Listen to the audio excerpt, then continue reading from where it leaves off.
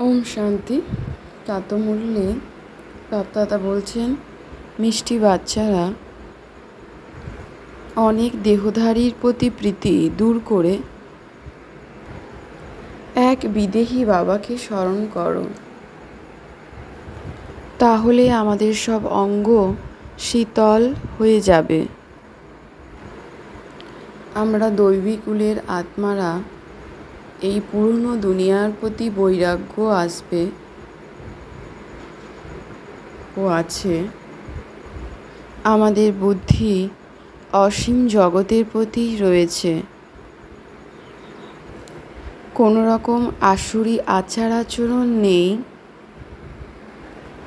ওম শান্তি। আমি আত্মা বিন্দু এক বিদেহী বাবাকেই স্মরণে রেখেছি। আমি আত্মা বিন্দু আমার সমস্ত বুদ্ধির যোগ শিব পিতার সাথেই জুড়ছি। আমি আত্মা বিন্দু পুরনো দুনিয়ার সব কিছুকে ভুলে এক আত্মা বিন্দুর পিতা শিব বাবাকে স্মরণ করছি।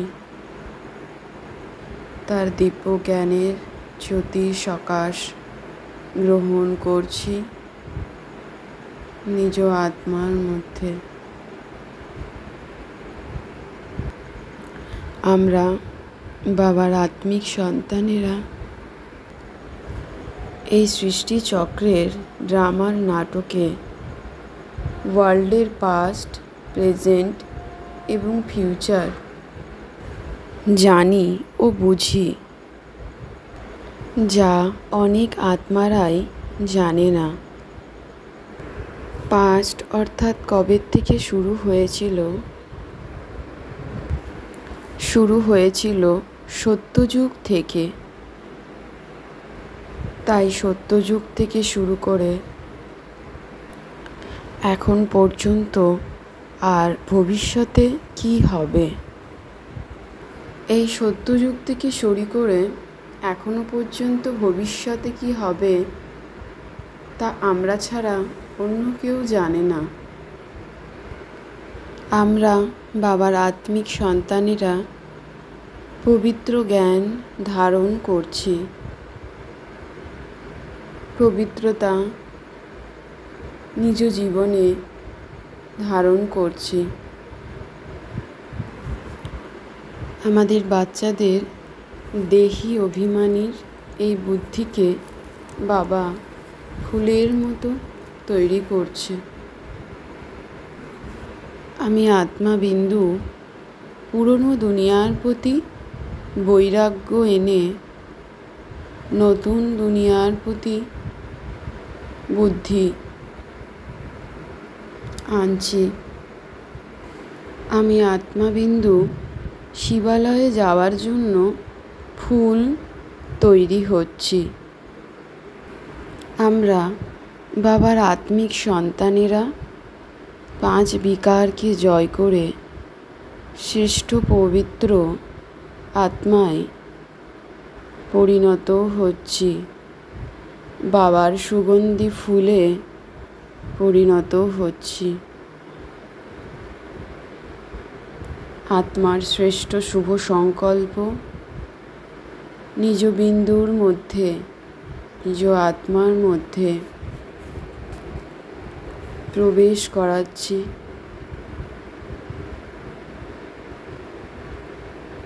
নিজ দেহকে সূক্ষ্ম রূপে অনুভব করছি, যেন এ দেহ নেই। আমি আত্মা বিন্দু আলোর প্রকাশে পরিণত হয়েছি। সূক্ষ্ম রূপে স্থিত হয়ে রয়েছি। আত্মার সকল অবগুণ ত্যাগ করে নিজ আত্মার মধ্যে বিন্দু রূপে স্থিত হয়ে বাবার দিব্য আলোর সকাশ আমি আত্মা বিন্দু নিজ মধ্যে গ্রহণ করছি।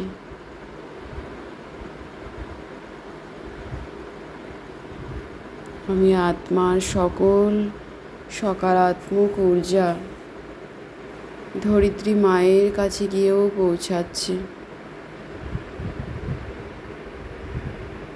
চারিদিকে পরিবেশ শান্ত শীতল হয়ে উঠছে, মনোরম হয়ে উঠছে। সকলেই সুখী, শান্তির অনুভব করছে।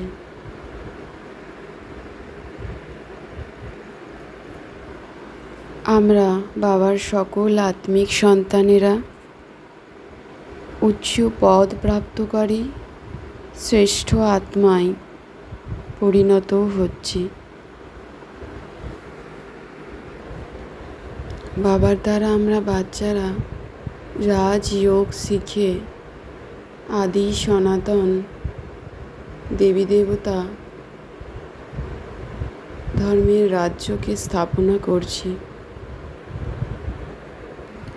আমরা বাচ্চারা সর্বদাই ক্ষীরখণ্ড হয়ে থাকি।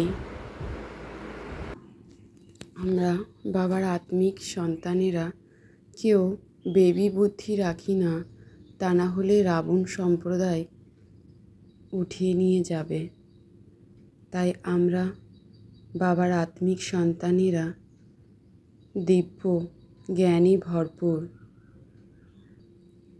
ও মাস্টার সর্বশক্তিমান রূপে বিরাজিত রয়েছি দুই ভুজুগলের মাঝখানে। আমি আত্মাবিন্দু বাবার পড়াশোনার ও শিক্ষার শো দেখাবো। নিজের উন্নতির খেয়াল রেখে সর্বদাই আমি আত্মা ক্ষীরখণ্ড হয়ে থাকি ও ভারতকে স্বর্গ বানানোর কাজে নিজেকে সর্বদাই যোগযুক্ত অবস্থায় রেখে যোগী জীবন গ্রহণ করছি নিজ জীবনে। বাবার নিন্দা হয় এমন কোনো কর্ম আমি আত্মাবিন্দু করি না। নলেজফুলের বিশেষত্বের দ্বারা সংস্কারের টক্কর থেকে নিজেকে রক্ষা করে কমল পুষ্প সমান পৃথক ও সাক্ষীভাবের সিটে স্থিত হয়ে রয়েছি দুই ভুজুগলের মাঝখানে। ভিন্ন ভিন্ন আত্মার ভিন্ন ভিন্ন সংস্কার থাকা সত্ত্বেও যাতে আমি আত্মাবিন্দু অন্য আত্মার সাথে টক্করে না আসে, তাই সর্বদাই আমি আত্মা নলেজফুল ও মার্সিফুলের স্থিতিতে স্থিত হয়ে সকলের থেকে পৃথক ও সাক্ষী ভাবের স্থিতিতে স্থিত রয়েছি। পরিশ্রম করার পরিবর্তে আমি আত্মাবিন্দু রমণীয়তার সাথেই পুরুষার্থ করে চলেছি। পবিত্রতাই হল সুখ ও শান্তির জননী। এই পবিত্রতার দ্বারাই আমি আত্মাবিন্দু সদাই সুখের শয্যায় আরামের সঙ্গে ও শান্ত স্বরূপে বিরাজমান থাকি। ওম শান্তি শান্তি শান্তি ওম।